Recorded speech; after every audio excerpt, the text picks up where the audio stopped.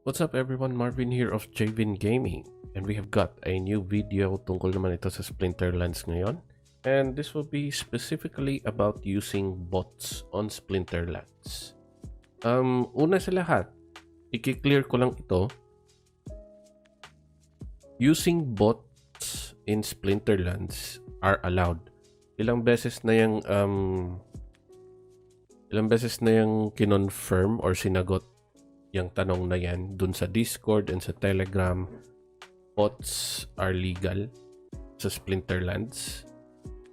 Pero it's up to you kung gagamitin nyo o hindi. Ako ginagamit ko kasi hindi ko na to ginagamit tong account ko basically. So nakatenga na lang, so might as well use it since they have announced na legal ito. So 3 accounts ginagamit ko and 3 accounts din yung nilalagay ko sa bot.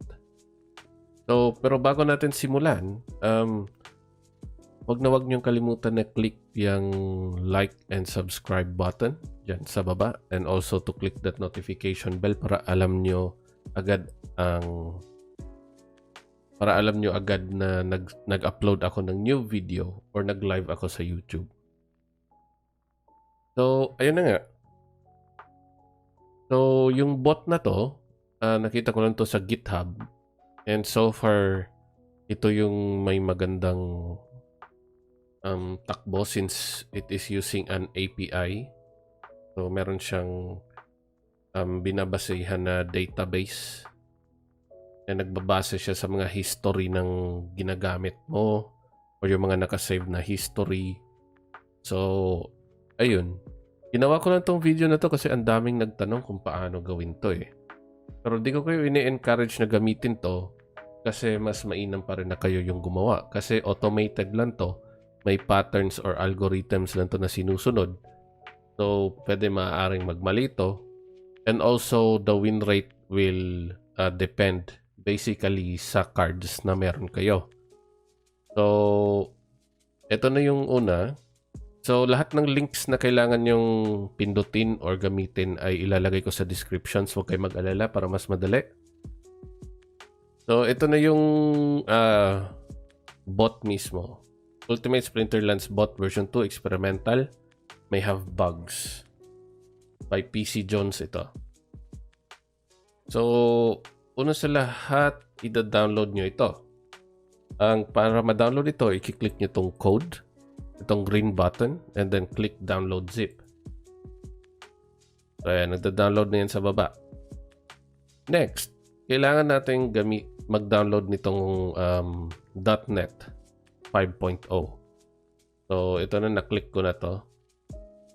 So ayan, the-download nyo kung 64-bit yung OS nyo, 64-bit, kung 32-bit, download nyo itong x86.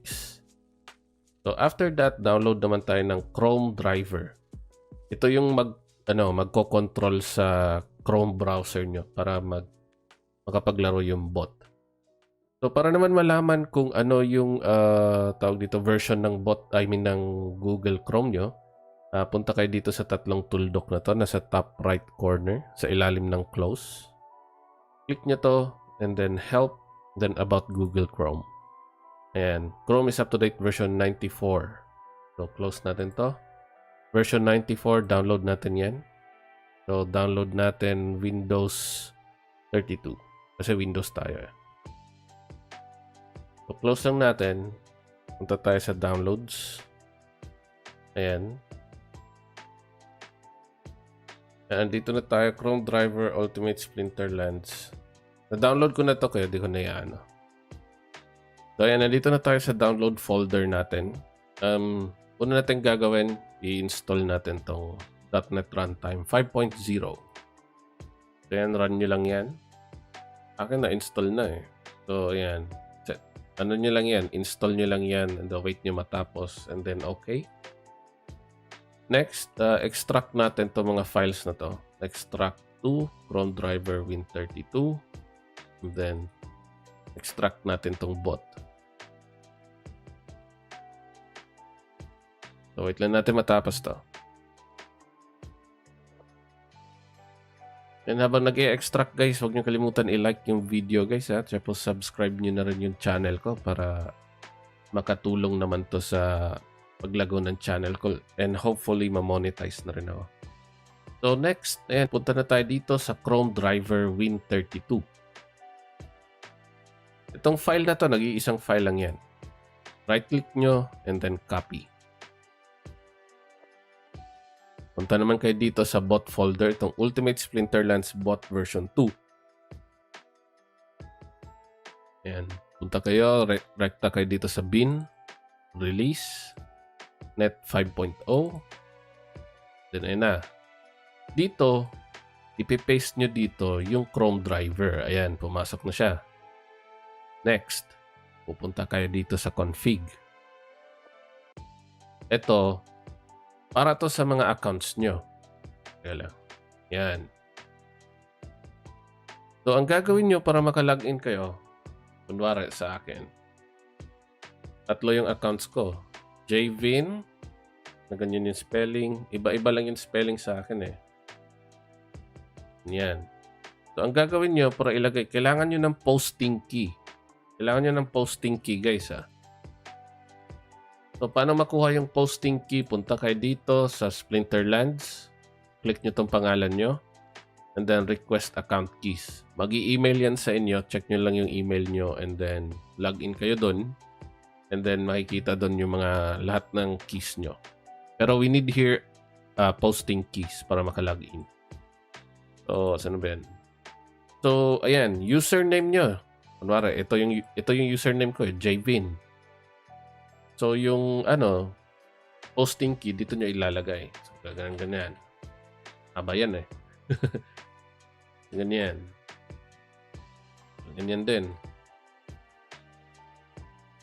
So, ganyan. Username, tapos ito, and then posting key.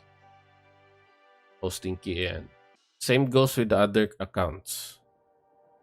So, ganun lang. So, pero ikakat ko yung video saglit, ilalagay ko yung posting keys ko para makita nyo kung paano gumana ito.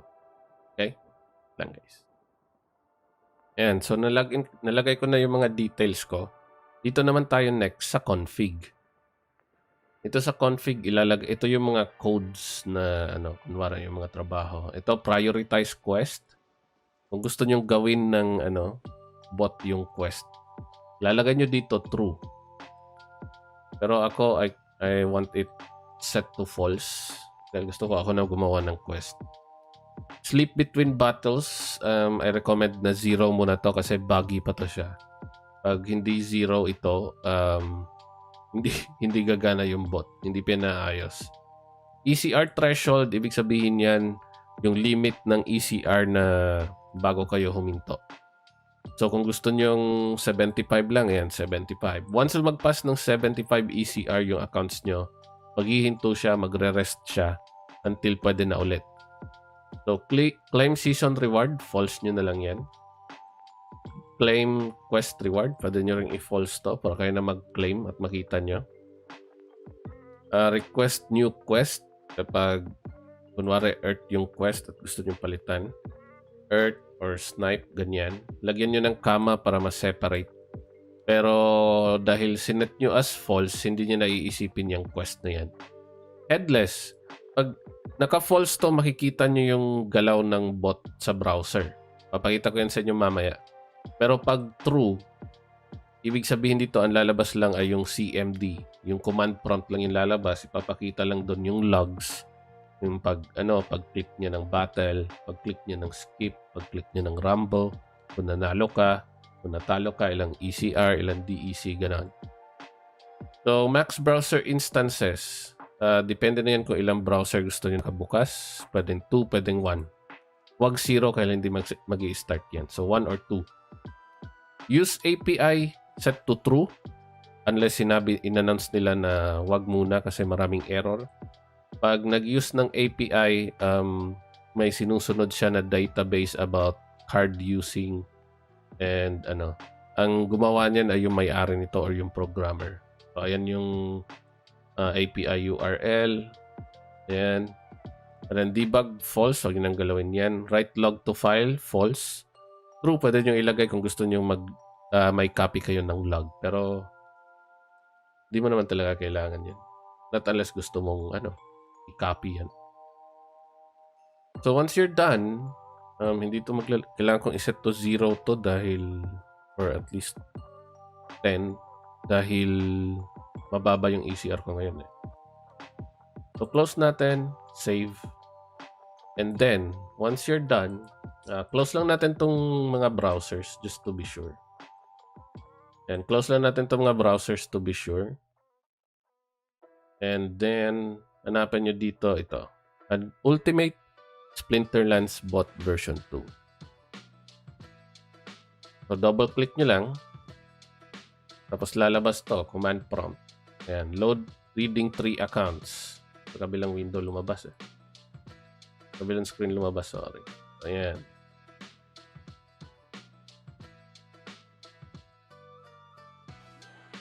Ayan, kusa na yan siyang gagalaw, guys.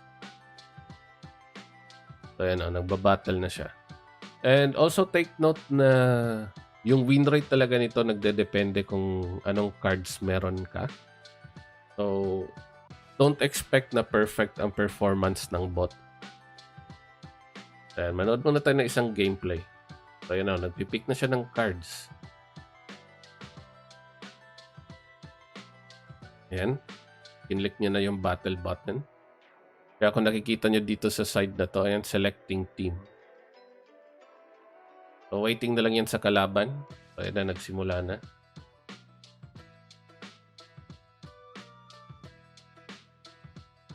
So, makita. I-skip nyo lang yan eh, don't worry. So, no need na makita natin yan. So, ayan, round 1 na. I-click nyo yung skip. So, I think natalo tayo eh. So, ayan, natalo tayo ni Kulto. So, ayan, antay lang natin matapos itong isa pang account.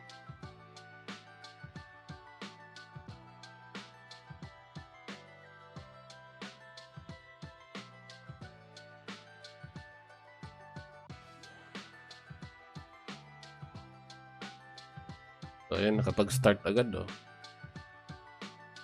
And ito, water splinter. Huwag naman sana ganun din katagal ulit.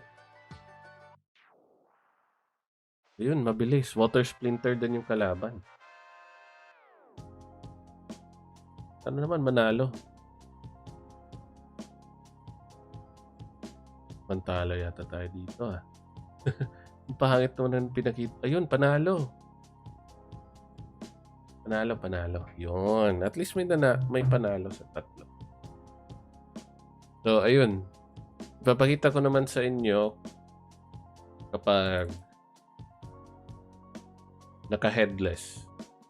Headless, para to especially sa may gagamit ng laptop na mas maliit yung resolution. Kasi meron siyang error na hindi niya nakiklik yung battle after picking cards. So, kung gagamit kayo ng laptop na hindi mga 1080p ang resolution ng screen, you need to set headless to true, okay? So, ang downside lang nito, hindi nyo makikita yung gameplay or yung ginagawa ng Pero you can still track the logs. So, ayan. Double-click natin to. So, ayan. Lumabas na. Trying to log in. So, ganito lang yung makikita nyo, guys. Hindi siya, hindi mo makikita yung galaw ng game, galaw ng bot sa website ng So, ayan Naka-login na siya sa account ko. Waiting for the battle button. Battle button clicked. Requesting team from API. Ayan na yung sinuggest niya na cards na gagamitin. Ayan, sineselect niya na yung team. And then next niyan ay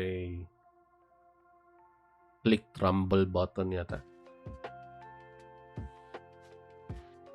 Wait lang natin. Then rumble button click. Next niyan ay skip. Then de-declare dyan kung nanalo kayo or natalo. So, natalo na naman tayo, Lods. So, close na natin para hindi na siya search ulit ng match. So, that's it, guys. Ayun na yun. So, ilalagay ko lahat ng links sa description, okay? And then, again, use this at your own risk. Hindi ko yung sinasuggest na gamitin nyo. Ginawa ko lang tong video na to para sa mga interesadong gawin ito at handang i-risk yung account nila kung sakaling may ban wave na gagawin whatsoever. Pero sinabi nila na wala daw. Pero again, do this at your own risk, okay? So again, this is Marvin of Javin Gaming. Sana nakatulong tong video na ito, and see you again on my next videos. Bye-bye.